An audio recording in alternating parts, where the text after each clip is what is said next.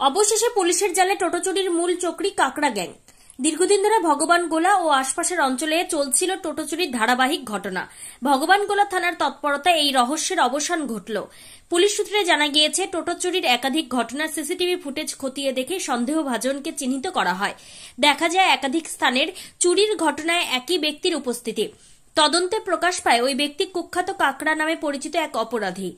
তদন্তে আরো উঠে আসে, কাকড়া ও তার সহযোগীরা ভগবানগোলা, লালগোলা এবং তার আশপাশের অঞ্চল থেকে টোটো চুরি করে সেগুলি পাচার করত সাগরদিঘি এলাকায়।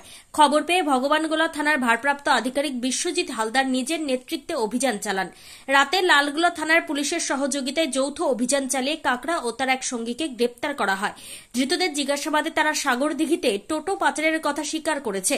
পরে ভগবানগোলা থানার পক্ষ থেকে লালবাগ আদালতে পুলিশি হেফাজতের আবেদন জানানো হলে আদালত তা অনুমোদন করে। পুলিশ সূত্রে খবর, জিজ্ঞাসাবাদের ভিত্তিতে তদন্তে নতুন সূত্র মিলেছে। পুলিশের দাবি, এই গ্রেপ্তারের ফলে বড়সড় একটি টোটো চুরি চক্রের পর্দাফাঁসের সম্ভাবনা তৈরি হয়েছে। থানার আধিকারিকের কথায়, এই অভিযানে এলাকায় অপরাধ চক্রের মধ্যে ভয় সৃষ্টি হয়েছে। ভবিষ্যতে এই ধরনের অপরাধ ঘটলে কঠোর ব্যবস্থা নেওয়া হবে।